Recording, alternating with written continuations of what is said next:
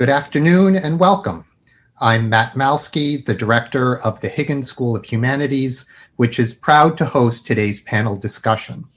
A critical part of the Higgins mission is to provide the space for our community to engage in important dialogues and conversations about pressing matters of our times. And boy, does this moment fit the bill. As many predicted, though voting has ended, there are many questions remaining in the aftermath of yesterday's election. Today's panel, Post-Election 2020, What Just Happened, is intended to provide us with an opportunity to come together to seek a deeper and fuller understanding. So with that goal in mind, I'm pleased to introduce our moderator, Esther Jones, Professor of English and Clark's Dean of the Faculty. Thank you for that introduction, Director Malski. Again, I'm Esther Jones, and I want to welcome everyone, all participants and our panelists to today's timely discussion. At this time, I'd like to invite each of the panelists to introduce themselves, and then we'll go into a dialogue about what just happened. Okay. Thank you, Matt, and thank you, Esther. My name is Jack Delahanty. I teach in the sociology department here at Clark. My research focus is in the area of religion and politics. I've studied this both from conservative and progressive angles. In particular, I'm interested in the ways that religion forms and shapes our politics even outside the walls of churches. So how religious ideas, narratives, and traditions shape what's happening in the world, whether or not the people talking about them actually identify as religious or not. My name is Johanna Falhat. I'm in the psychology department, and my work, both my teaching and my research, focus on collective violence, oppression, and resistance to collective violence. I'm Rob Boatwright. I teach in the political science department. My research is mostly about campaigns, elections, political parties, interest groups. I'm Mark Miller. I'm also in the political science department, and I'm also the director of our law and society program. My research is on U.S. judicial politics mostly, so I will probably be talking about the court angle if there is one in this election. Thanks, Mark. Hi, everyone. I'm Usman Power Green. I'm in the history department and Africana studies. And my research looks at African-American social political movements, sort of with the primary emphasis on sort of less capital P politics and more mobilization and also internationalism. So how we think about the impact of African-Americans in terms of activists, ideas, and social movements on other social movements abroad. And so I'm glad to be with everybody. Thank you all to our esteemed Clark faculty here. For the participants, there is a Q&A box, and as our panelists kind of dialogue and share their insights about what just happened, we invite you to submit your questions in the Q&A, and I will share those, read those out loud for the panelists to weigh in on and discuss as they share their thoughts. So if we could, let's begin with Professor Boatwright, whose specialization is American politics generally. Professor Boatwright, what's your take? What just happened? Well, I don't want to tell people things that they've already read in the newspaper. It's too close to call. It's difficult at this point to see a path by which Trump would have the necessary votes to win. But, you know, there's still plenty of votes to be counted. So with that said, I guess what I would toss out there, I just made a list of 5 things I thought of that I hadn't seen kind of done to death in the media so far. We should all take a moment and be really thankful that yesterday was peaceful. There was a lot of concern about unrest, and by and large, things seem to have gone fine. We've heard very little about anything truly bizarre going on at the polls. I think that's remarkable. We should also pause and think about the fact that yesterday, the evidence seems to suggest that voter turnout approached 67%, which would make this the most people, the highest turnout of any election in over a century, perhaps ever. in American history. So from the standpoint of democracy, yesterday was kind of a triumph.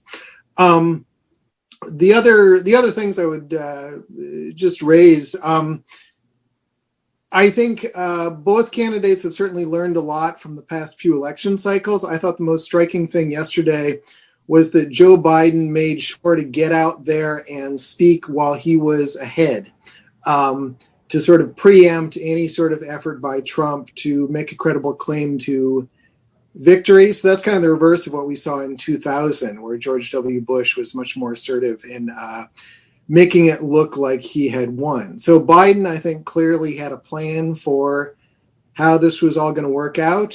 Things are mostly going according to, I think, the plan that the Biden people had in mind. The things that I think have been surprising, Florida was weird. The Latino vote in Florida, it remains to be seen what the Latino vote nationally will look like, but certainly there's a story out there that Democrats are not doing as well among Latinos and African Americans as they might have expected.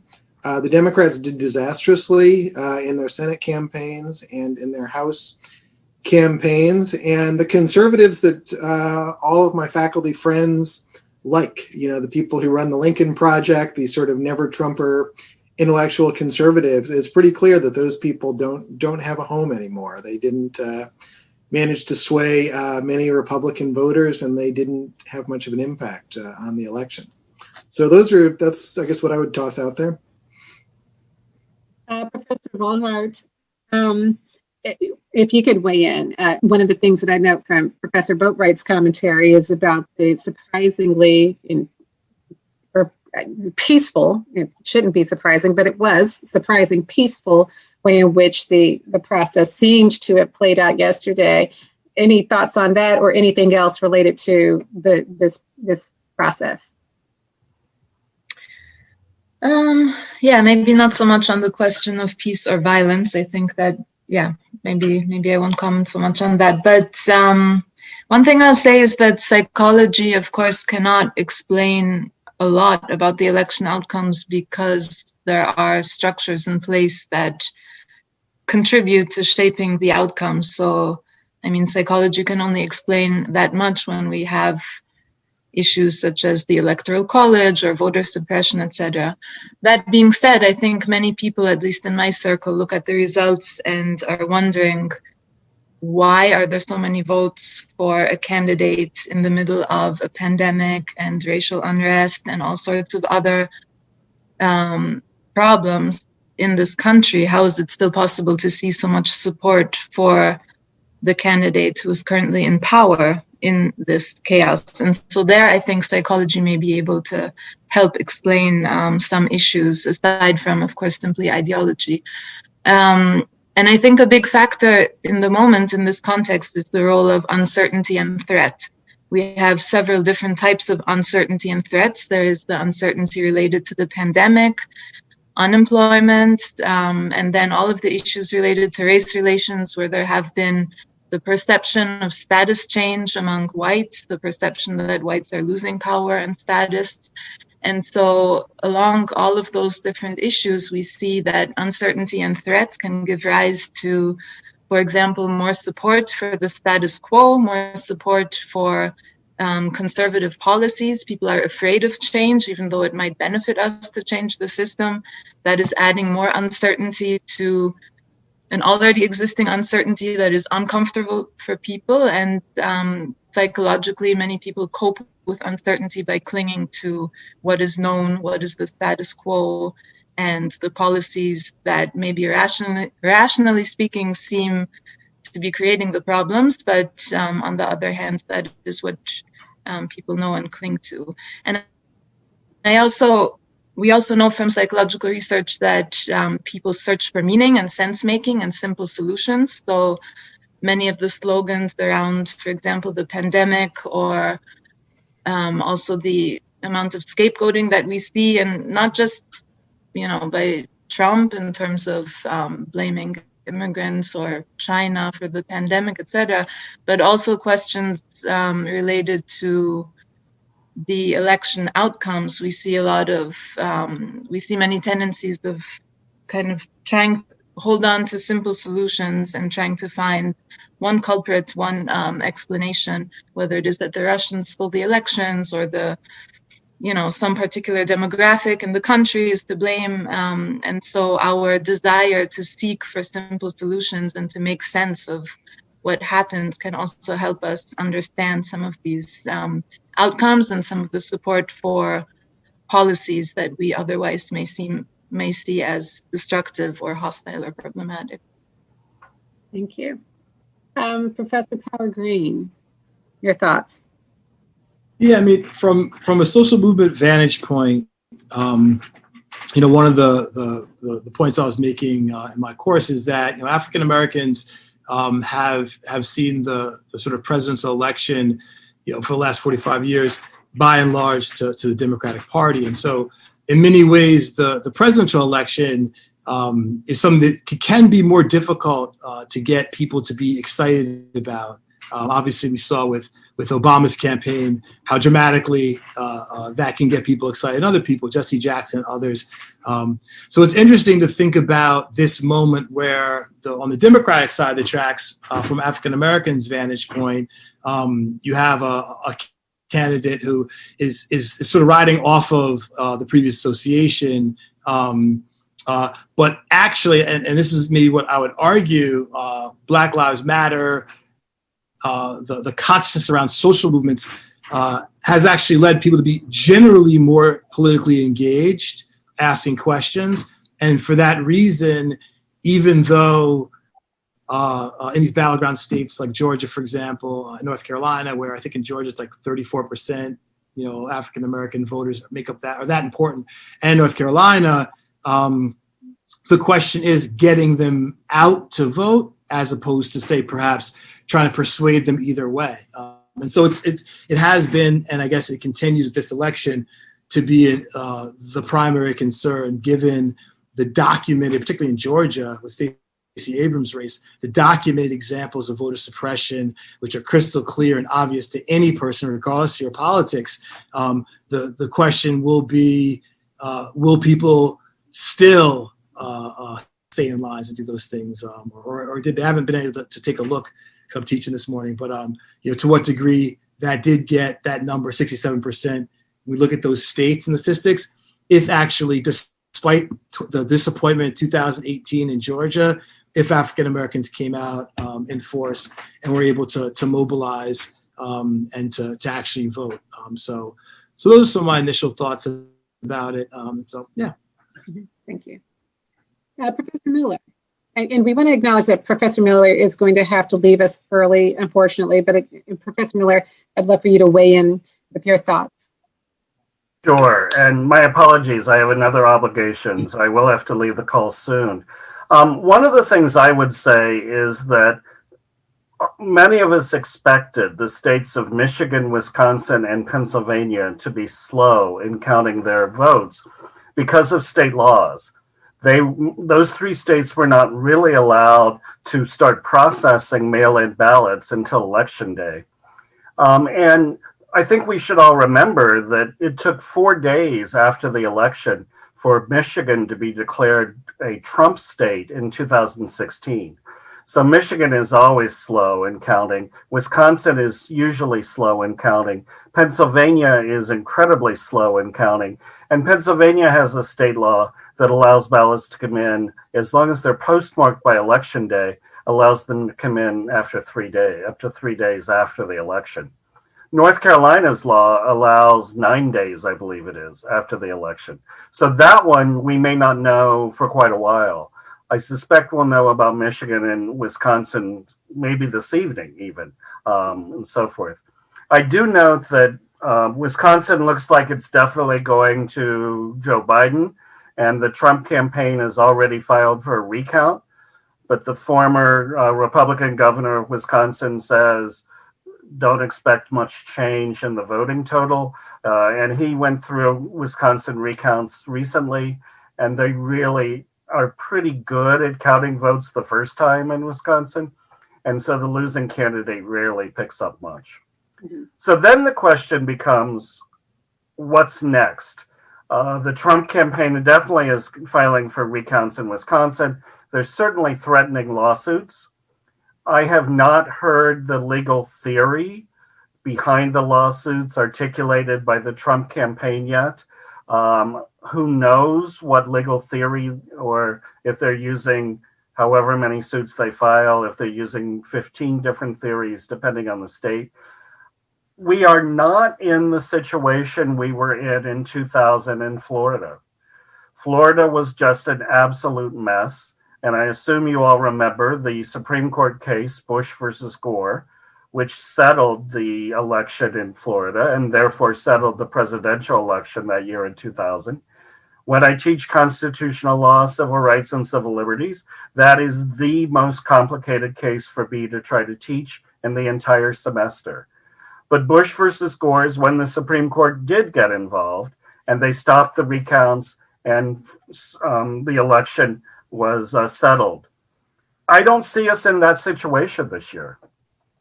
After 2000, Congress created something called the Federal Election Assistance Commission, which, by the way, has been chaired by one of my former students. And this organization, this bureaucratic agency, its job was to get money to the states to help them improve their election processes. And most of the states have standardized their ballots. We don't have hanging chads. We don't have a crazy butterfly ballot where it was hard to tell how to vote for the person you wanted to vote for. We don't have all of those structural things that we had in Florida in 2000. And we don't have a tradition like we had in Florida where the counties made up their own election rules. And so we've standardized election laws, we've standardized ballots, we've standardized a lot of things within the states. Each state may have a different set of election laws, and they do, but things are much more standardized within the state than they were in 2000. So I think whatever lawsuits are going to go forward are going to be highly technocratic. They're going to be little details of election law. Does this signature match? Was the process correct for looking at this particular ballot and this particular signature? I don't see sweeping, grand legal theories big in play this time. That also means that these decisions are going to be filed, these lawsuits are going to be filed and decisions made by the federal trial courts for the most part. Maybe state trial courts, but I think they're really going to be going to federal court for the presidential election. That's a long process. And then you've got an appeal to the U.S. Court of Appeals. And then you can appeal to, if you lose, you can appeal to the U.S. Supreme Court. But there's absolutely no guarantee that the Supreme Court will even hear the case. So when Trump says, I'm going to the Supreme Court, it is not that simple. It's a much, much more complicated process. Both parties have lots and lots of election lawyers who are all scouring everything. But honestly, I think most of the lawsuits this time are not going to be of the grand import the cases were in Florida in 2000. And unless there's something happening that I haven't been aware of yet, I don't think the Supreme Court is going to get involved. I think the trial court decisions are going to be the final decisions for the most part. So, Professor Miller, since we know that you've got to leave shortly, I do want to ask a couple of questions that one is directly for you and another that you might want to weigh on about North Carolina. We do have someone asking, can the judges in the Supreme Court rotate with judges in other courts, such as district appeals, et cetera? So it sounds like that might be one of your students. That's a very specific question there. And then the answer is no, unless a Supreme Court justice retires. When a Supreme Court justice retires, for instance, Justice Souter occasionally sits as what we call a senior judge on the First Circuit Court of Appeals in Boston. That's incredibly unusual, but generally, before a judge retires, they stay on their own court. There are occasionally U.S. courts of appeals, if they're grossly understaffed, may pull up a district court judge occasionally. Like I said, Justice Souter, who is officially retired, occasionally sits on the First Circuit, But no, for the most part, judges stay on the court to which they are assigned, and they will not hear a case before their full court hears the case. Thank you. And then another question that you or Professor Boatwright might weigh in on before you have to go, Professor Miller. Is North Carolina going to be the decisive state? And I'm imagining that question might be coming based on what you shared about they have 9 days to count votes beyond election day. So your thoughts about that? Yeah, I'll jump in, and then Rob, feel free to correct me when I'm wrong. I think that Wisconsin and Michigan are the two decisive states. And if both of those states are called in favor of Joe Biden, he clearly wins the election. Pennsylvania is going to take longer to count, but I don't think it matters. North Carolina is going to take even longer to count. I don't think it matters. And if Georgia goes for Biden, that's just going to be icing on the cake. But where I look at it now, saying what I'm saying, if Biden wins both Wisconsin and Michigan, he has enough electoral college votes to win. Rob, did you want to hop in on that too? No, that's correct. All right, thank you. Professor Delahanty, sorry, just want to make sure we got those questions that were directed to Professor. Yeah, absolutely. I wanted to hear those answers too. So there's been a trend since the middle of the previous decade, so around 2004, 2005, on the part of both parties, centered around a phrase, demography is destiny. And this is the idea that as the electorate changes, it's going to become easier for Democrats to win and harder for Republicans to win. There are a couple of components to that trend. One is the increasingly racial and ethnic diversity of the country. The other is the decline in voters who are religiously affiliated. Since the 1970s, every year, every decade, a smaller and smaller share of the American population claims that they believe in God or attend religious services regularly. Combining these two trends, it seems intuitive that Democrats would benefit. But what I have seen in the results from this election so far really blows this up in a major way. And there are a couple of trends in particular that I think are worth highlighting there. So the first is that while people talk a lot about the decline of religion in the United States overall, there are two major religious groups in the United States that are currently increasing as a share of the population. They're Latinx evangelical Christians and Asian American evangelical Christians. It remains to be seen how those groups vote. But when we look at the underperformance by Joe Biden in key Latin American areas last night, not only the Cuban neighborhoods in Miami-Dade County, which have gotten a lot of attention, but also in Texas and Nevada, Biden has underperformed previous Democrats among Latino. It seems very plausible to me that the increasing numbers of Latinx people who are invested in evangelical and Pentecostal Christian traditions are really blowing up this demography as destiny theory. The other component of that I think is worth highlighting is that a big part of Trump's support has been rooted in an ideology that sociologists have been calling Christian nationalism, and particularly white Christian nationalism. And this is the perception that the United States is, has been, and should be a Christian nation, that our leadership should be guided in Christian principles, that our laws should be guided by Christian doctrines, and that ultimately the purpose of our nation is to glorify a Christian God. And this, of course, while very controversial and divisive, is something that's very strong, not only politically, but also emotionally among a lot of conservatives. And what's really interesting in the data that I've seen so far is that among whites, as people become more Christian nationalist, they become more politically conservative, and in particular, more likely to support Trump. The same is true among Latinx folks. Christian nationalism is increasing among Latinx people, and it is actually tracking with conservatism in a very similar way. That's not true, interestingly, among African Americans. There's no association between Christian nationalism and conservatism among African Americans. So putting all of this together, we can start to explain some of the trends that I think we saw starting to emerge last night. Why did Biden underperform in Miami-Dade County? Why did the Rio Grande Valley in Texas not deliver the vote shares that people were hoping that it might, Biden supporters anyway? I think we can look to the increasing share of the Latinx population that associates with evangelical theology and traditions as a big explanation of this. I also think in looking at a key statistic, still very much remains to be seen how robust this will be across the country, but in many districts, there's been a pattern of Black males supporting Trump at not hugely, but still significantly higher levels than they did in 2016. And I think to understand that trend, we can think about as religious affiliation, religious tradition declines broadly, what emotional systems emerge to replace that? What points of attachment, what narratives do people have to understand their place in society?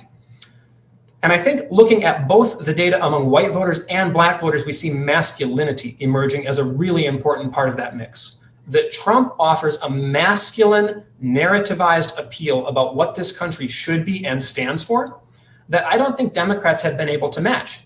Now, this is really interesting because many jurisdictions last night saw progressive victories on issues and policies. Florida, for example, passed a $15 minimum wage. There were several other examples like that across the country. What this tells us is that people in large numbers support progressive policies, but they don't have emotional and narrative and traditional attachments to progressive candidates. And I think Trump's performance of masculinity, combined with the increasing influence of Christian nationalism among white voters as well as Latinx voters, helps to explain why Democrats seem to have underperformed in many parts of the country last night. Really, really interesting commentary there, Professor Delahanty, as well as everyone. And there's a question here that perhaps kind of follows along with some of the things that you've raised about what is motivating voters in a kind of the non-monolithic way that we have tended to think about Black voting and the like. So the question from the attendee here is, what do the panelists think about the future of the major political parties in the wake of this election and the way that things have played out?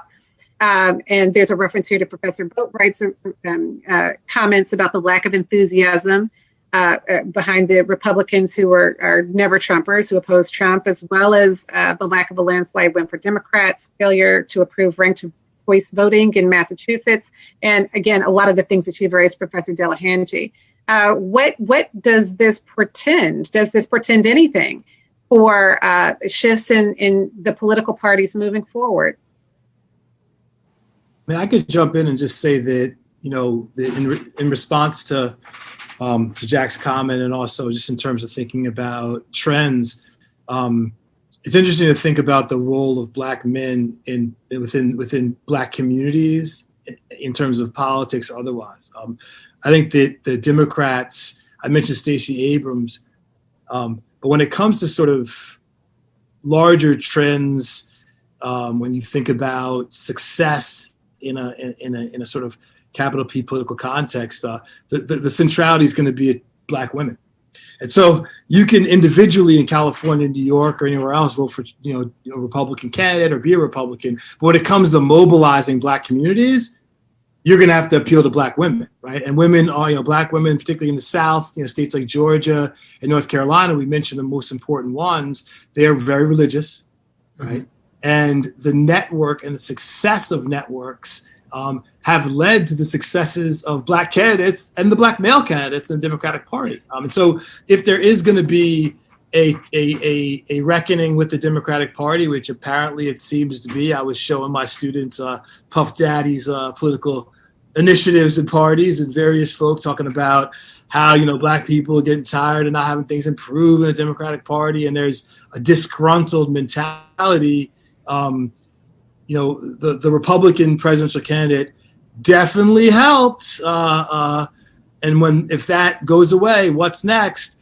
The Democratic Party is going to have to deal with these frustrations that the Black community feels on a local level, and also have a lot of apologizing to do for the actions under the Obama administration that President Trump loved exploiting that began the Obama administration. So people's conscience are raised at some of what, on a policy level, not on a sort of presidential policy level, but on a policy level among Democrats, has led from disgruntled people. So going forward, there's going to be a need for more than rhetoric. on the part of our president, there's going to need to be some action taken to keep those votes. So I don't know. I'm not claiming there's going to be a splinter party that succeeds, but I'm just saying that there's definitely people going to be held accountable in the local, particularly North Carolina and Georgia.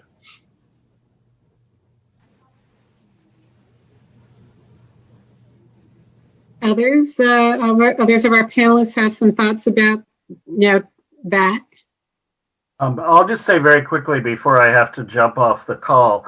I think the conservative coalition at the moment is social conservatives, libertarians, business conservatives, and then Trump conservatives, or whatever Trump wants to call his people. I think that those coalitions have always been uneasy in the Republican tent. There have always been tensions among them. The Democratic coalition, there are always tensions in the Democratic groups. And I don't see that this election, at least at this point in time, is going to have a huge impact. Our parties, from my point of view, are sort of big tent coalitions of all sorts of different groups and interests. And they only come together because they want to elect somebody from their party. But I don't see the Republican Party ending.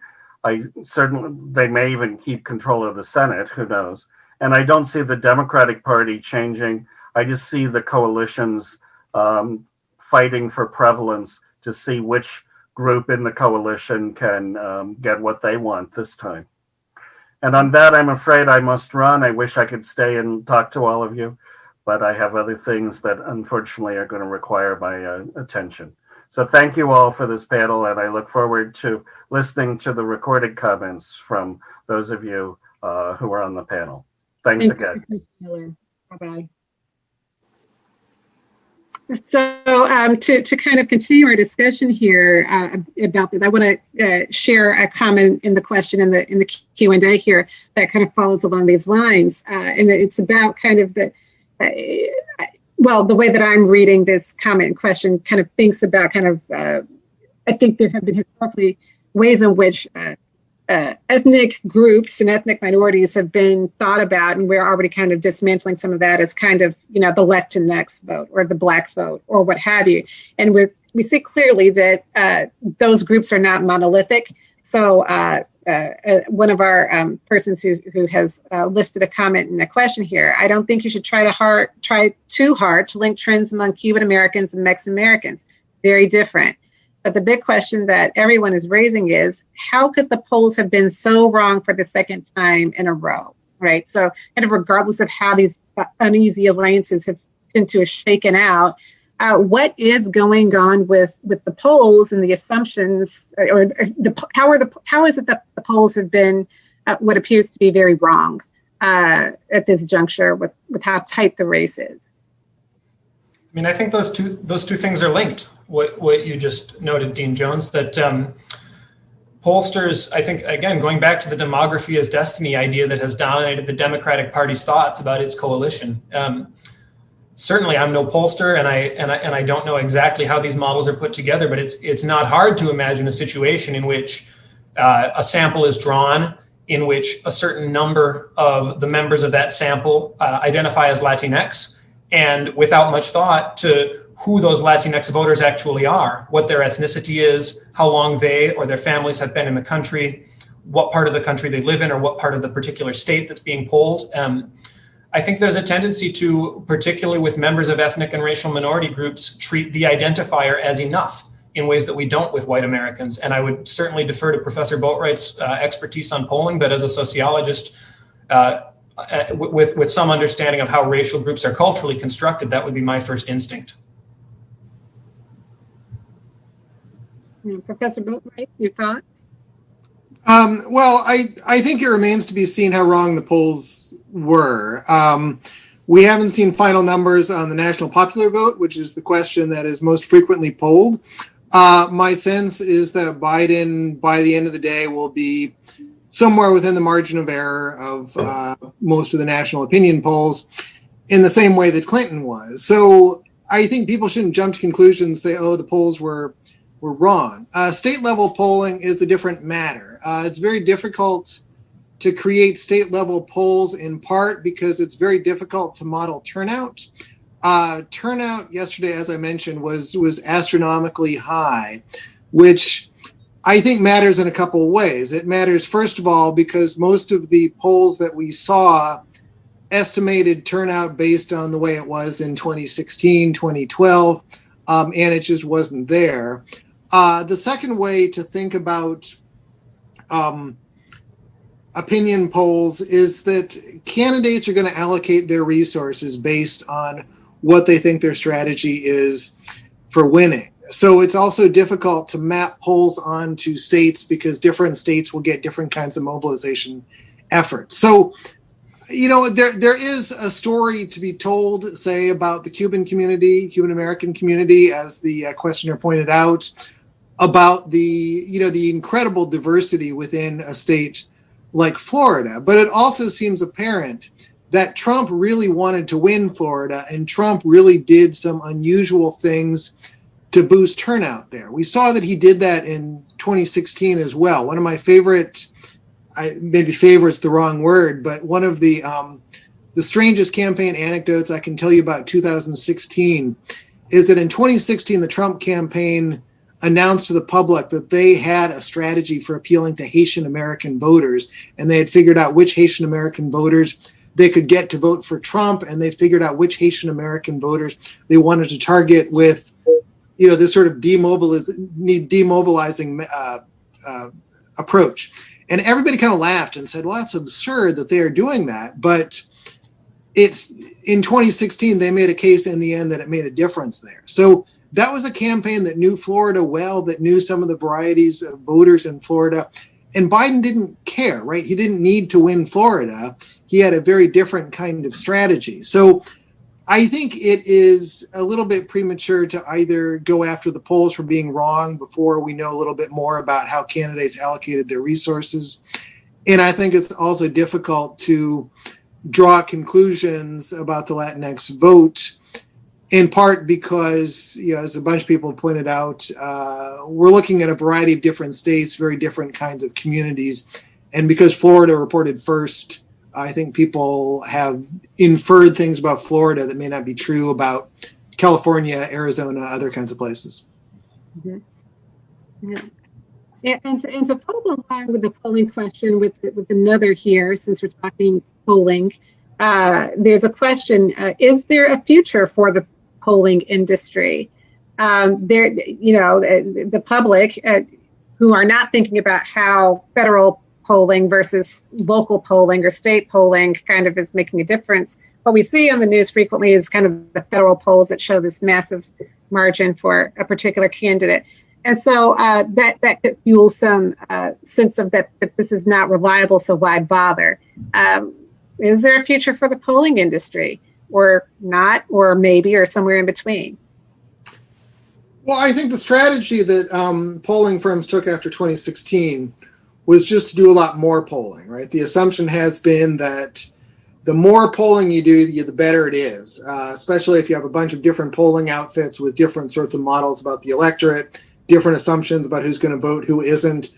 I think the assumption has been that everybody's going to make mistakes, but there's not going to be a systematic tilt to the mistakes. So if you throw everything together, all of the variations cancel each other out. And on one level, that makes no scientific sense.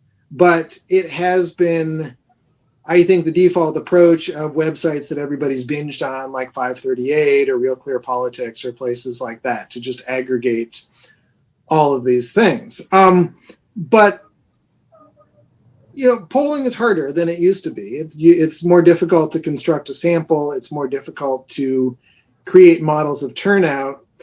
And it's going to be a long time before we determine whether this is really a function of the sort of bizarreness that is Donald Trump, or whether this is a more systematic problem in how we think about the electorate. And we're not going to know that for a few years. But I don't think the industry is going to go away. I think we'll see more groups like the Trafalgar Group is an instance of this that people pointed out. There are all sorts of different polling outfits that try to distinguish themselves with different kinds of assumptions.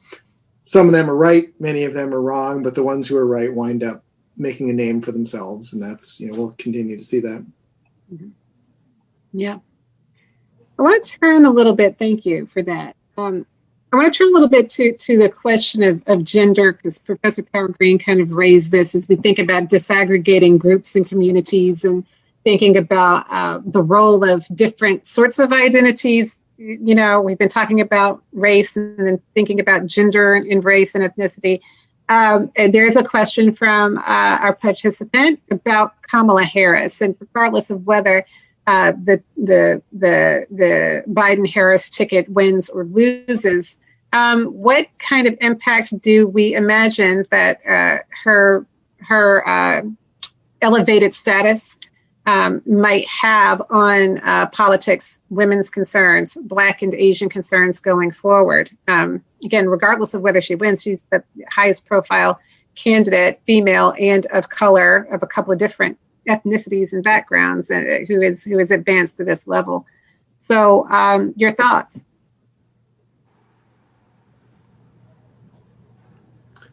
I'm sorry, was that addressed to me, Dean Jones? It's to anybody who wants to weigh in. Any of the panelists. Yeah. I could offer something really basic that doesn't really touch on gender per se, but might prompt somebody else to say something more intelligent. I think Kamala Harris is in an interesting position. Biden has presented himself as a transitional figure to some sort of future Democratic Party. It's fairly clear, I think, that the sort of Republican realignment that Ronald Reagan initiated is more or less over, right? Trump ran without an agenda.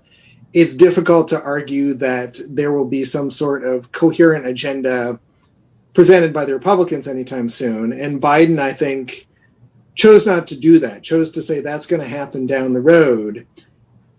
I think in addition, because Biden is not going to have a Democratic Senate, he really is not going to be in any position to shape the future of the Democratic Party. And so Kamala Harris is being put in this position where she's the default speaker for the next Democratic Party. And that's a tremendous responsibility to put on anybody. But I think that's the job she's got, right? So I think to the extent that race and gender play into that, it will be something that has tremendous repercussions for what the party stands for.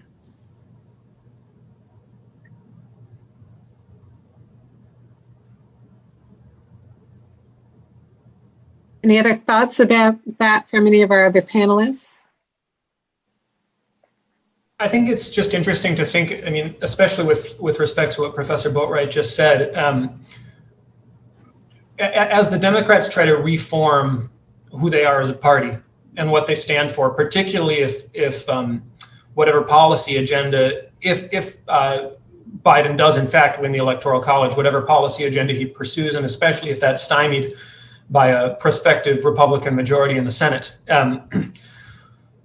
The Democratic Party doesn't have a great story of who they are, right? They don't have a great story of what, if you tick a box for a Democrat, you are exactly voting for. And I just think it's really worth contrasting that to the way that the Trump campaigns have played out, both in 2016 and 2020.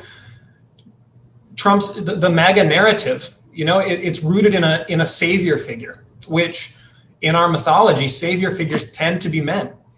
The tagline this time on a lot of Trump flags that you see is "no more BS," which again is a very masculine, sort of coded and rooted way of describing what's happening in our country, that we need a strong figure, right? One who's not willing to take advice from other people, one who just says how it is and gets it done. The Democratic Party needs an emotional and narrativized response to something like that. And as Professor Boatwright articulated, the presence of Kamala Harris at the very pinnacle of the party, I think will help to drive what that response looks like.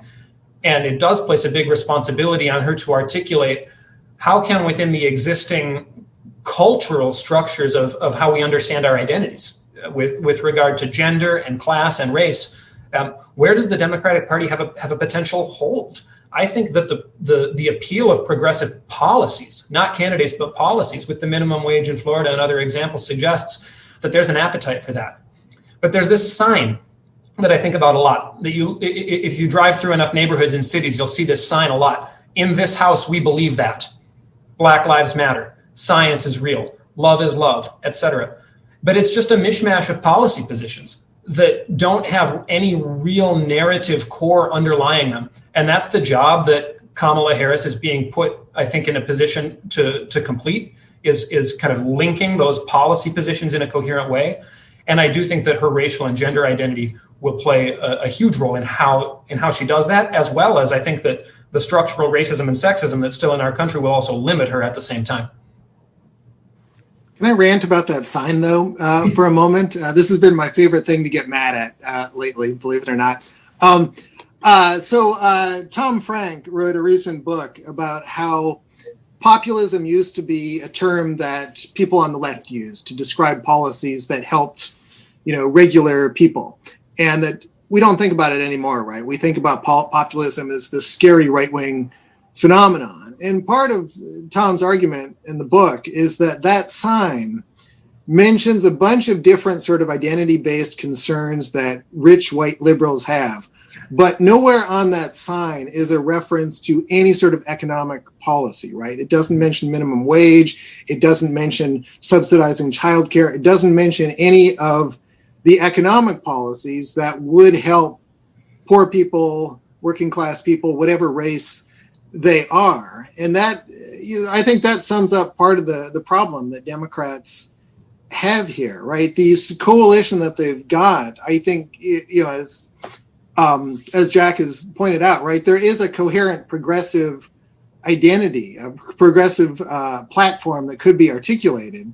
But what we've seen from Democrats and what we saw in this election is it's a coalition of well-educated white people and minorities, and that's not a stable coalition. And there are going to be tensions that emerge there, and whoever speaks on behalf of the Democratic Party is going to have to figure out how to navigate those tensions and how to make economic issues a bigger focus of the party.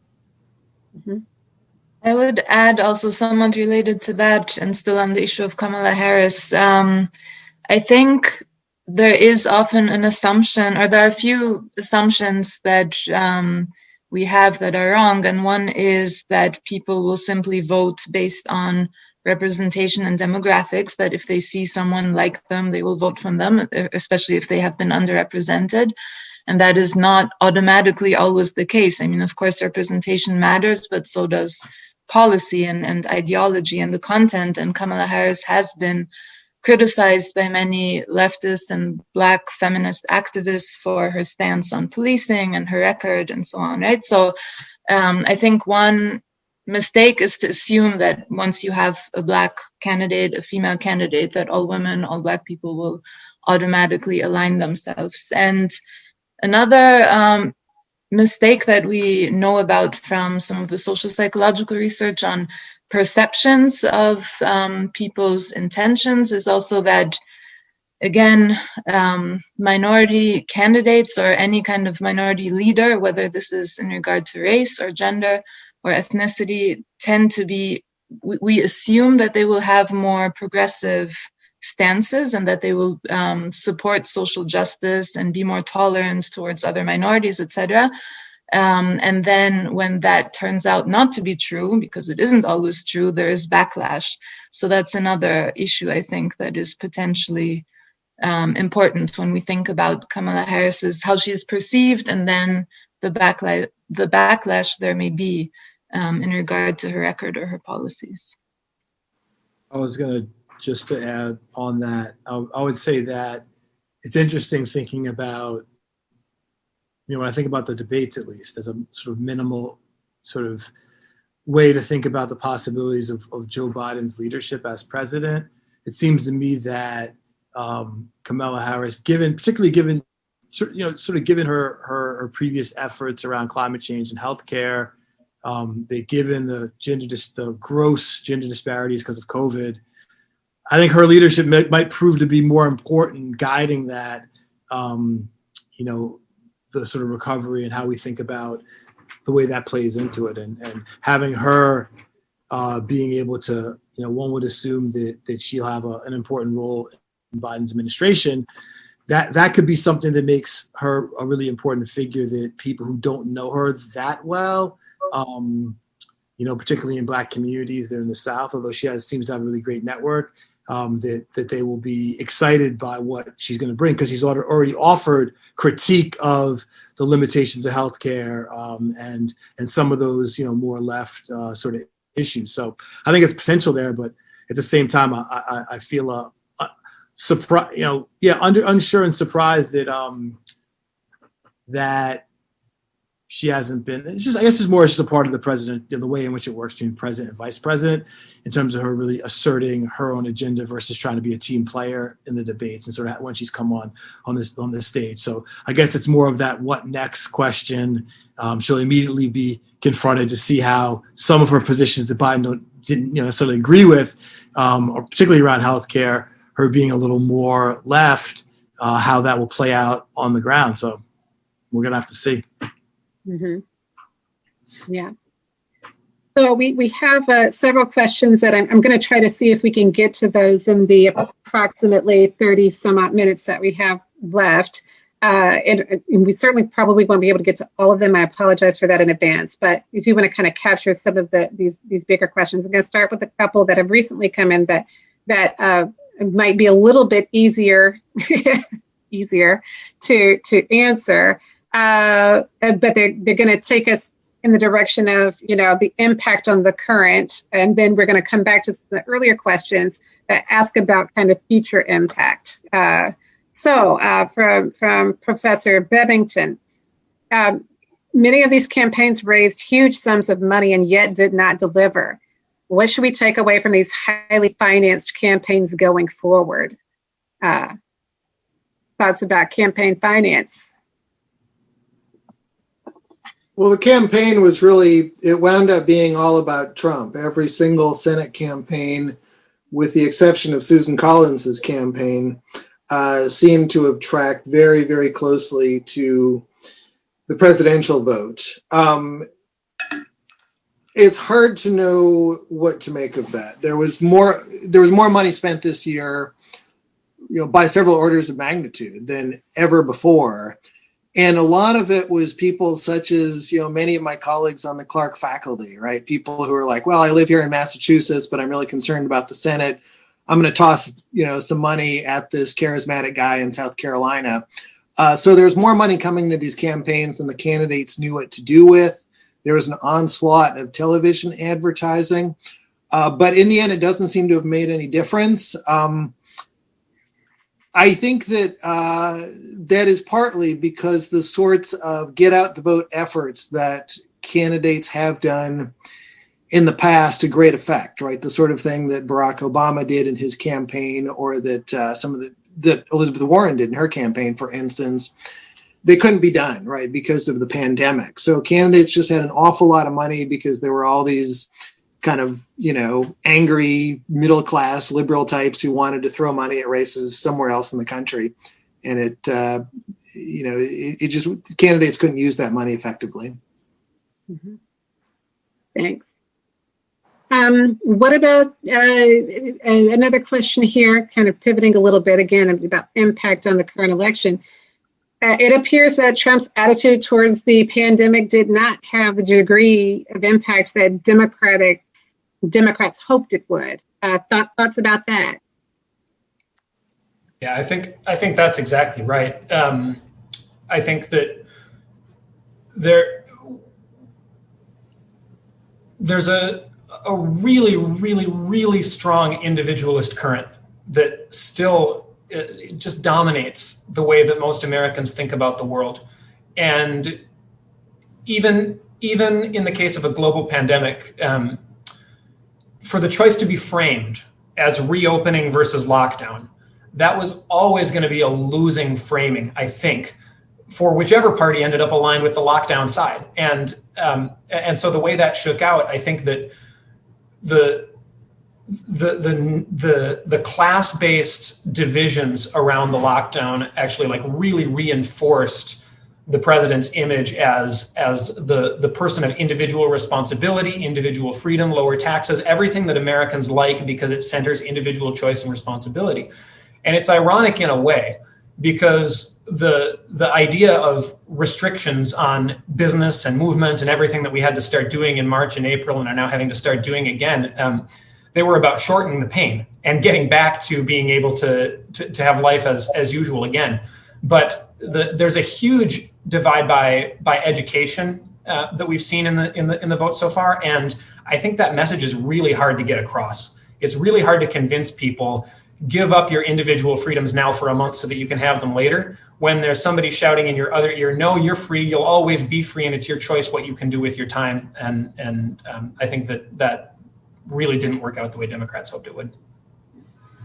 Yeah, and I think what I said before about at the beginning about the role of uncertainty and threat and how people respond to that is important, because in context of uncertainty and threat, we want like very simple and clear answers and solutions. We want to restore a sense of control.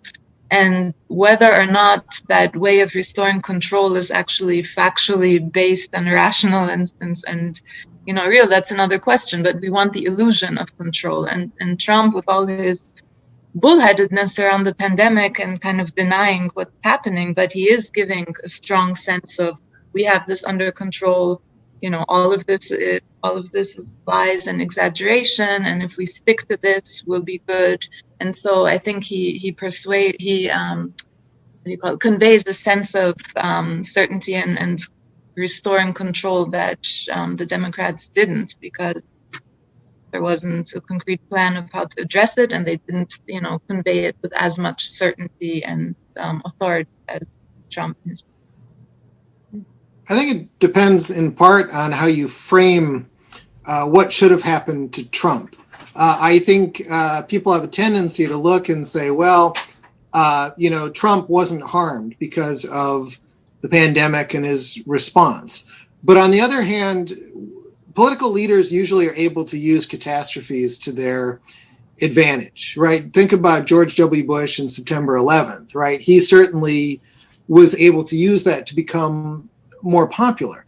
If you look around the world at world leaders, everybody in every country became more popular when the pandemic began, except for three people, Trump, Bolsonaro, and Boris Johnson, all of whom I think consensus is mismanaged it. If you look at American governors, every single American governor became substantially more popular during the pandemic, except for Brian Kemp in Georgia, who also kind of screwed things up. So I think it is one thing to say, well, Trump wasn't punished because of the pandemic, but it's another to say Trump could have coasted to re-election if he had handled it better, but he didn't. Great points. One of the questions that our participants poses is about this question of potential unrest. So it's pointed out that Professor Boatwright has already remarked that the election day was peaceful, thankfully, especially given the rhetoric kind of leading up to it that there was real potential that it would not be, but it was. But as we have seen, this person points out, John Davis points out, in many countries, the violence does not start until results are announced. Professors Power Green and Volhart in particular, how do you all view the risks of unrest, lone wolves or social movements in coming days and weeks in terms of the question of unrest and violence? Yeah, I mean, I think we've seen so much violence, and let's remember, police. We must include them in this. We've seen a lot of violence, so I anticipate that there might be, and it worries me greatly because, historically, we have seen. And I can't help but go back to when Obama was elected, and they burned a church in Springfield, for example. There's the reality that. When Trump won, there was all sorts of individual acts. I think that in an age where very dramatic capture on film violence, sort of arrests the attention of the nation, oftentimes we can, neglect to sort of notice it around, locally, particularly if it doesn't result in death, right? And so somehow it's like we've gotten to the point in our country where only death will sort of arrest the attention of everyone towards violence. And Charlottesville is a great example. Some of us saw footage of the ways in which those walking to in the train station was beaten by people, and sort of never made the national news, alternative news. And so I haven't seen, as far as I know, I think, this is what Professor Boatwright is suggesting. Sort of the national media capturing what's been happening. So I'm not aware of it. I haven't seen it in my community. But I guess that I'm definitely concerned and was concerned. Yeah, I think as the person who pointed out, the moment where election results are fully clear will be important. In that moment, a few of the factors that we know from social psychological research on what predicts collective action in general, so protesting, but also nonviolent versus violent protest, becomes an issue. So some of the general ingredients are perceived grievances and anger and identification with the group that you're protesting on behalf of. So all of that, of course, is already relevant, but then perceived injustice linked to the grievances. But then one factor that may help differentiate whether there's nonviolent or violent protest is a sense of, rather than anger, a sense of contempt. So anger generally motivates collective action, but contempt motivates violent collective action. And then also, interestingly, a sense of low political efficacy. So when you have the sense that your voice is not being heard within the system, that can predict violent collective action. So, of course, the moment where the result is declared in one direction or the other on both sides, there is a reason to assume that the sense of low efficacy and resentment and contempt will be in place in result. And then, of course, the violent response by the police, for example, doesn't help, because this will feed into the cycle of protesters feeling further aggrieved and feeling a further sense of resentment and injustice. So it seems likely from that perspective. I want to pick up on something Professor Volhart mentioned there, which is that sense of efficacy. And I think it's important to take a long-term view of this. It's, I think, impossible to predict what, if any, unrest or violence will transpire in the next few weeks. But when we look at down ticket results from last night's elections, combined with the recent confirmation of Justice Barrett to the Supreme Court, I think there are warning signs for the stability of consent to be governed in our country. So not only do we have a situation where Republicans can routinely win or come very close to winning the Electoral College despite a massive, or significant anyway, popular vote loss, we also have numerous states that have state legislators that have been enacted by minorities, political minorities, minority of the voters, and which are now going to be in position again to draw the legislative district maps for the next 10 years. There was a lot of hope among Democrats that flipping a few state legislatures in states like Texas, North Carolina, Wisconsin would give them the opportunity to draw legislative maps that would more accurately reflect the share of Democratic versus Republican votes totaled in those states. That didn't happen last night. So we're entering a period where the power of a political minority is not only being preserved, but growing. Combine that with the high-profile confirmation of Justice Barrett to the Supreme Court, the possibility that she'll make very controversial rulings on topics such as abortion and healthcare. And I think there are serious warning signs about how people's efficacy is going to be perceived. I think there are going to be a lot of people who feel really politically powerless in this country. And again, structures of race and ethnicity are going to concentrate that in particular areas and make it even more volatile. Yeah, this whole discussion around concerns about unrest, about efficacy, leads us to one of the questions by one of our participants, and that is about the question of trust. Trust in our electoral system, trust in the institutions that are supposed to be democratic, but as Professor Delahanty has pointed out, there are questions that, either side, regardless of the outcome, may feel like that this was not a legitimate, reflection of the will of the people.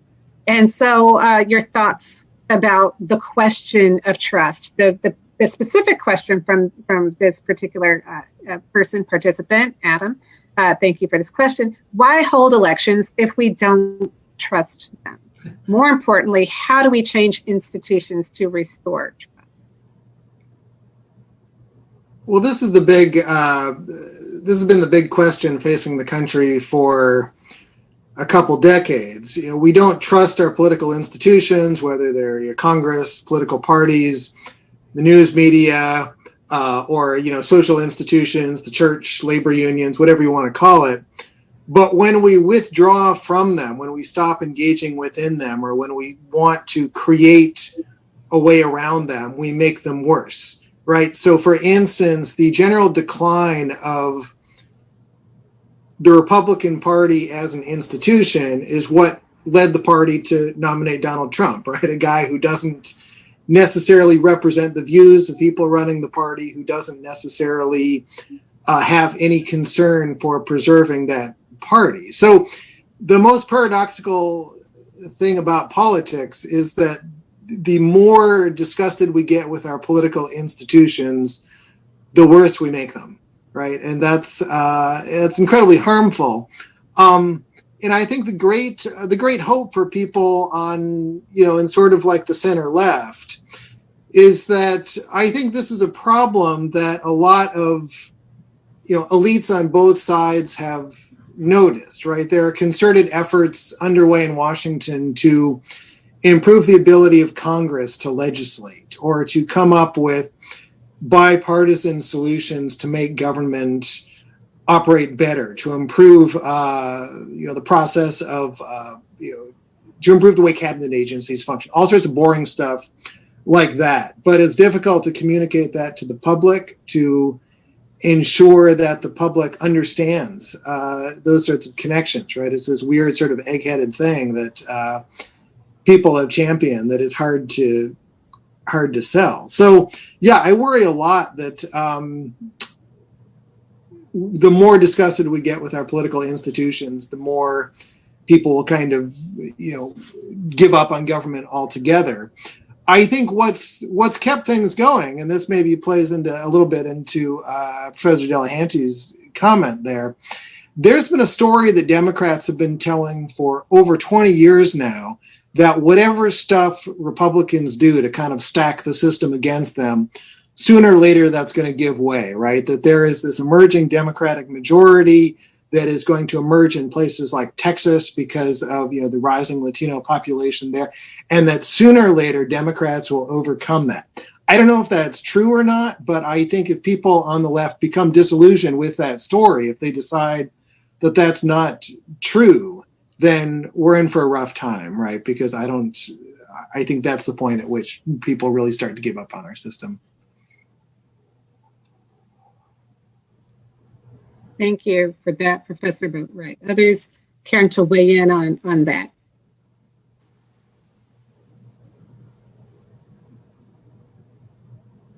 Okay.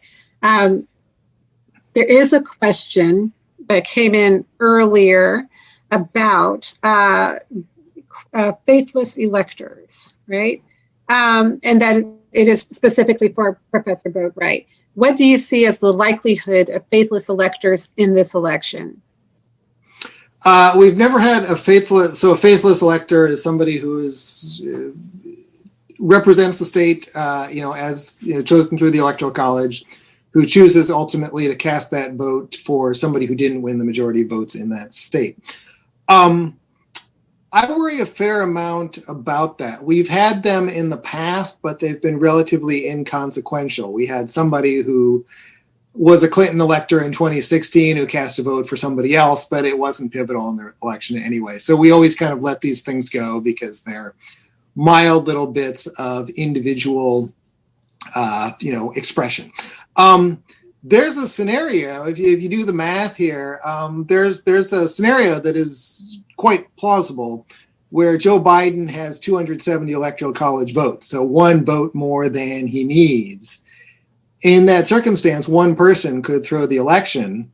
We've never been in that position before, but it's plausible somebody could do that, and you can come up with all sorts of stories about why that might happen, or stories about corruption or bribery. So it could happen, but that's our system, right?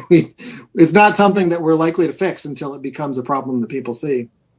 Right. And it kind of following up on that point a bit, we do have another question about the abolition of the Electoral College. The prior question was, what can be done to change our system so that faith or trust is restored. A question that we have here is the question of abolishing the Electoral College has come up repeatedly over the last several decades. What about the Electoral College? Some specific questions here are: will arguments in favor of abolishment, which generally come from the left, diminish if Biden wins the election? What would it take, both in terms of circumstances and movements from both sides, in order for abolishment to gain ground, and how likely is it? Well, there's two ways that it could be abolished. One of them is through a constitutional amendment, and the other is through what's called the Popular Vote Compact, which I can talk a bit more about in a second. I just kind of came around this year on deciding that I think we should ditch the Electoral College. For a number of years, I kind of thought, well, the fact that the Electoral College came up with a different outcome, twice in the past 20 years should not be dispositive, right? Because it's also the case that it came up with the wrong outcome twice in the past 120 years, right? So I worry that if we change constitutional features based on one election outcome that we don't like, we set a kind of crummy precedent.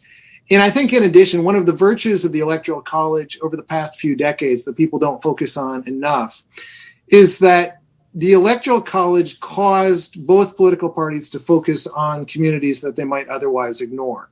African Americans are a classic example of this. Democrats knew for a very long time, going back into like the 1980s or even earlier, that if they could address the concerns of African Americans in big cities and pivotal states like Cleveland or Philadelphia, that was a way to win. So, it ultimately yielded, I think, a positive outcome, even though it wasn't necessarily that democratic of an institution. But I think what we've seen over the last couple of years that's been terrible is that I think it's now just a default for citizens and politicians to look at that red-blue map and assume that like the states that aren't part of your team shouldn't play a role in policymaking. So I think that we have reached a point where we should consider that. Congress considered very seriously doing away with it in the 1960s, and Southern Democrats blocked that from happening. Since that time, it's become a partisan issue due to the fluky nature of two elections that Republicans narrowly won the Electoral College in, but it's become partisan. And so the only way to do away with it would be what's called the Popular Vote Compact, which is an agreement among states whose votes total 270 to cast all of their votes for the popular vote winner. So to do that, it would take another 30 or 40 electoral votes worth of states. So if a state like Texas or a couple other medium-sized states were to decide to do it, it would become law. But, I'm not sure that it would work out exactly the way people want. It would change the way candidates campaign and, could have problematic consequences. We just don't know. But with something like that, states that had joined the compact could subsequently leave if a couple elections went by and it just wasn't working. Tying back to what we discussed before about efficacy and trust, I think it's very clear from a psychological perspective that this disconnect between the Electoral College outcome and then your individual vote and seeing all votes going to one party, even though you may have voted differently, will reduce the sense of efficacy that people have and kind of the belief, no matter what I vote in this state, all of the votes are going to go to that party. So that is another argument from a psychological perspective to get rid of the Electoral College to increase efficacy and trust. Mm-hmm. Yes, and speaking to this question of the psyche, right? There's a question here from an attendee who is asking specifically to you, Professor Walsh, about the sense of trauma that significant numbers, proportions of the population in the U.S. Have been feeling. And I think everybody can agree that there is a sense of an unhealthy divisiveness that's part of the discourse of the nation at this time. But this particular attendee is asking particularly about some people are experiencing trauma, have felt traumatized over the last 4 years, and are anticipating more of the same. If Donald Trump wins. So how do we think about this question of trauma for groups of people, systematic oppression, and I would go further to kind of link that to the question of the divisiveness in the nation and continued potential for fractured and divisive kind of ways in which the country continues to be more highly fractured as we move forward. Any thoughts, starting with Professor Volhart, and if others have thoughts about the divisive nature of politics and the trauma that many people are experiencing as a result of that at this time? So is the question from the participant more about trauma or about divisiveness? Well, I added the divisiveness piece, but from this, I'll just read what the particular attendee asked. There are people who feel deeply traumatized after the last 4 years and are anticipating more of the same if Trump wins. How can large groups of people who have been systematically oppressed collectively recover from trauma? So it's a very specific question about groups who have not felt, who felt traumatized by Trump. And I'm asking a larger question about the divisive nature of things and how that's not great for the country writ large. So that's specific, and then maybe if you could go broader. Mm-hmm. Yeah, I mean, I would maybe not use the word trauma because there's a specific kind of clinical way in which it is defined. But if we think about it in terms of simply oppression and violence and political consciousness raising, I would say, well, one of the classes I'm teaching this semester actually is about coping with violence and oppression. And there's kind of this very individualized way in which you can think about coping, where we focus on like individual well-being and doing things to make ourselves feel better and having less fear, etc.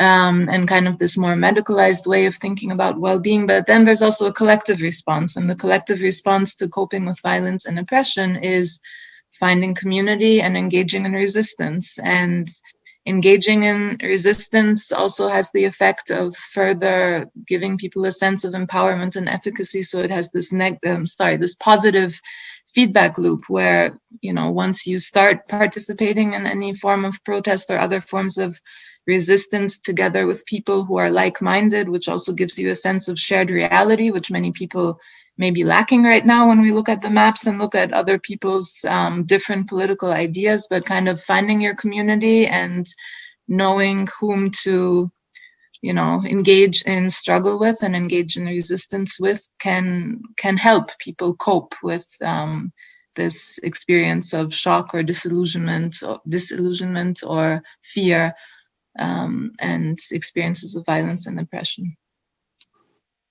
I would just say that I find this question coincides with some of the work that I've been thinking about, that took place after Trump was elected, where there was a very large segment of the nation that was sort of smacked into a sort of reality that the dog whistle politics, the sort of way in which race, gender, sort of what people would see as explicit acts of sexism and racism, that, what mattered, that was something that wasn't a deal breaker, and that could work. So there's people who were shocked. They thought, regardless of my views, I thought that a person should at least be qualified, for example, and just have been, well, in Black communities, that's how it's been. Like, so seeing people, become elected based on racist claims or making claims that others would see as audacious is part of what, Black people have been fighting for a long time. And so, I found it, I wasn't alone who thought the suddenness, the sense of, oh my gosh, I thought we were one way or the other, really shows how segregated we are in this nation. Many communities are dealing with the effects of state violence explicit, and also neglect, and also policies that disenfranchise, voter suppression.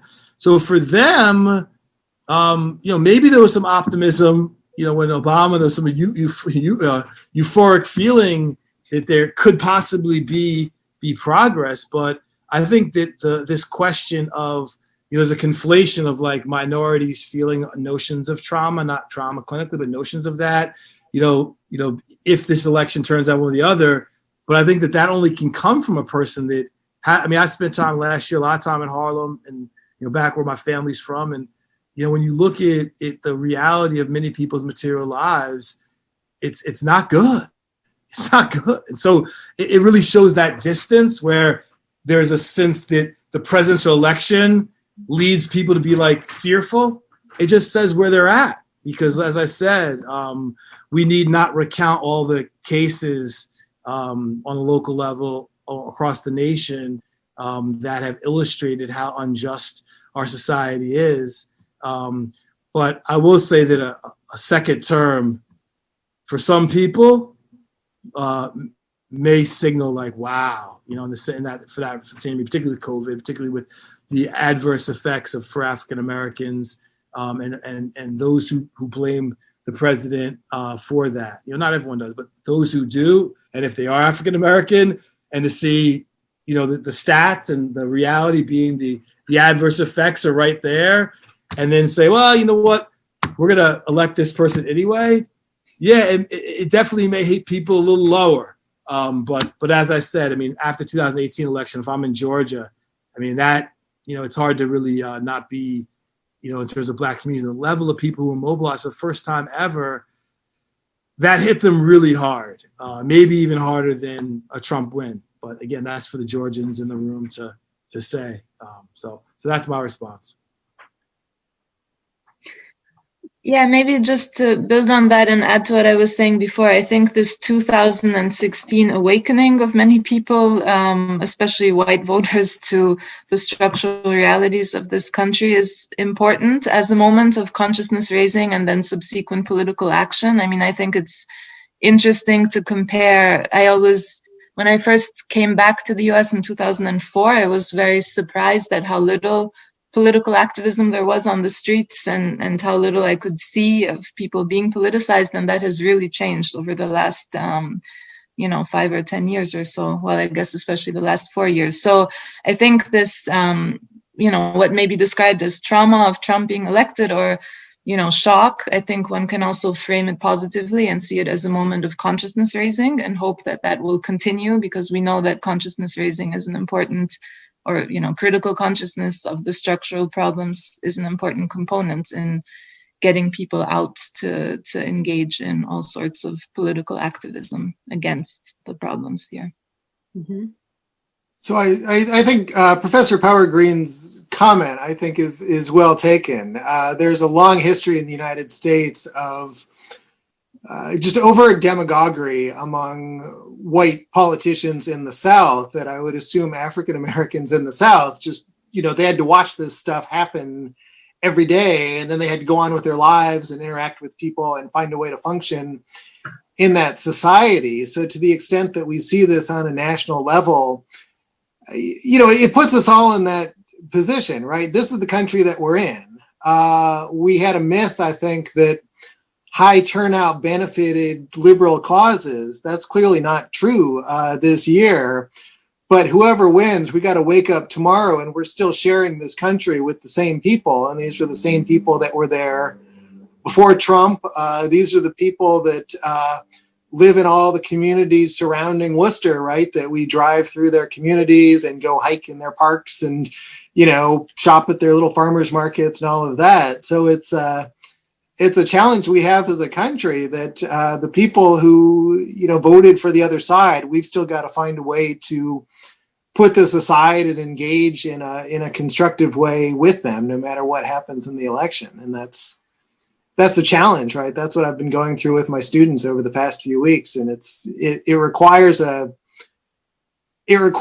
we give the benefit of the doubt to people that we don't know to some degree, but it also requires that we be wary of the fact that these things are bigger than, one individual, one interaction, and then we've got to find a way to accommodate them in our lives, I guess.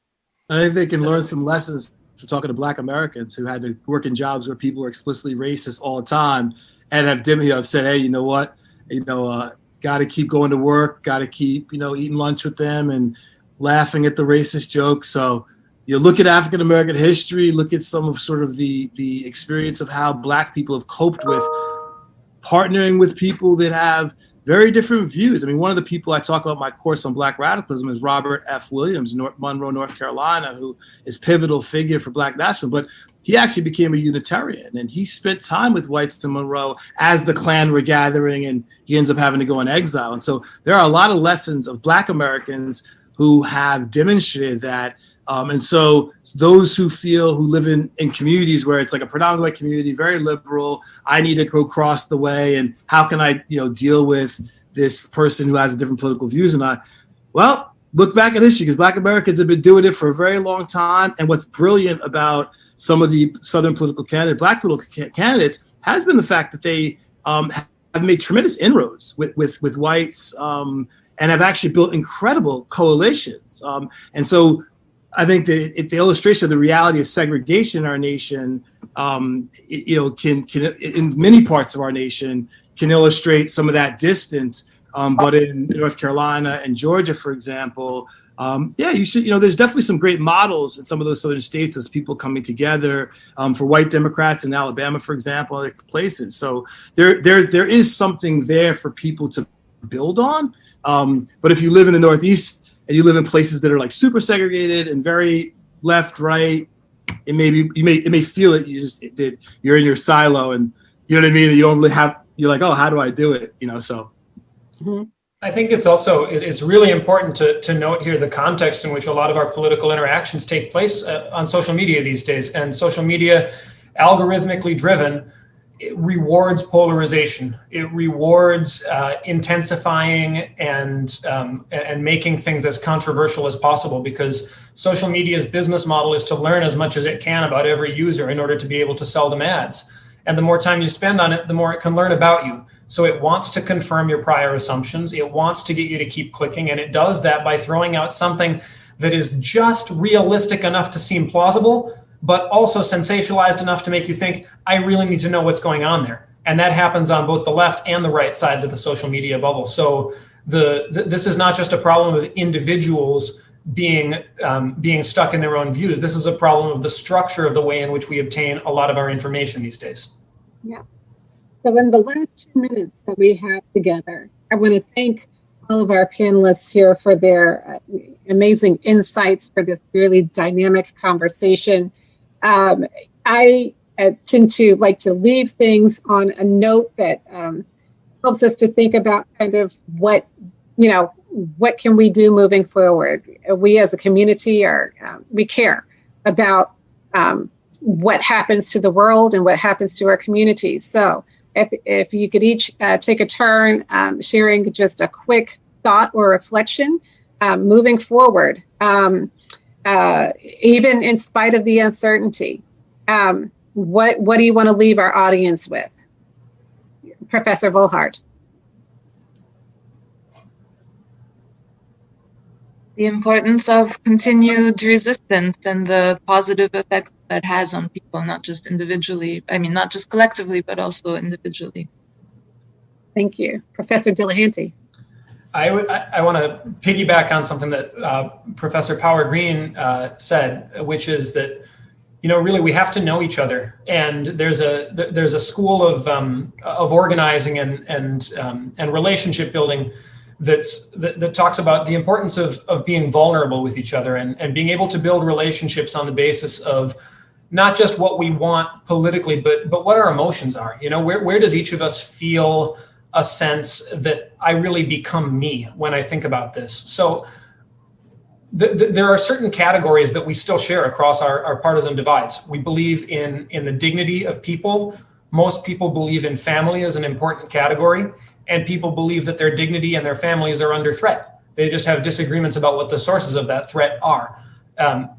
when people talk about that, I think that the sources start to become a little bit more clear. And I think despite the electoral losses for the political left that were sustained yesterday, I think there has been good movement building on the political left, capitalizing on that more cultural way of thinking about who we are. And I think that that's promising. And I encourage everybody to just think about like what really motivates you, and think about a person that's different from you, and how are your motivations similar to theirs, even if your assignment of blame is different. Professor Boatwright. I just want to second what my fellow panelists have said here. I think it's incredibly important to get to know people who disagree with you on politics, curate your social media feed so that you're seeing these perspectives, seek these people out in your regular life.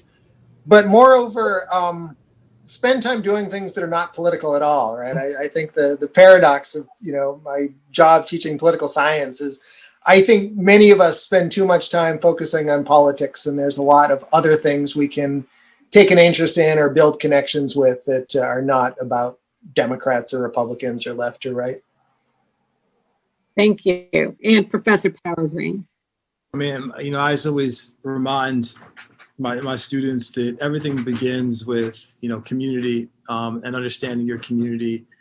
And I think that it's an opportunity, and this is each time, president elections are opportunities to have big conversations and see how they play themselves out, in your neighborhood or between individuals. And so I think it's a great opportunity to have that conversation. I think that the wake up call, yes, for some people who I guess, thought, perhaps they were Democrats, they thought that there was going to be a landslide or whatever. And their sort of fear and frustration for that crew, I would just, point out to them that it's not more opportunity to network with people who have similar ideas. And in the case of all of the women who ran and won elections recently, some of us need to run for office and to sort of put our energy towards that, as opposed to writing essays on Facebook or whatever, to sending angry emails to people, and maybe we spend more time organizing people that are like-minded and thinking about as you all said, just what is it about a candidate who we're afraid of, who we really, really don't like, either side. What is it really ultimately about? I mean, maybe it's personality, but maybe there's something that deeper, and just identify what it is, and maybe you can figure out a way to understand it better. As professional intellectuals that we all are, it's hard for us to not intellectualize things, but I think there is a human dynamic that is maybe not unexplainable. I mean, Professor Volhard can explain it probably, but it definitely is there as a point of connection. So I hope everyone finds a way to connect and listens to people who are really frustrated, and not tell them why everything's gonna be fine. Okay. And on that note, thank you all for your tremendous insights. Thank you to our participants who joined for this dialogue. We wish you well. Be safe, be healthy, and take good care. Thank All right. you for moderating and organizing. Great day. Bye.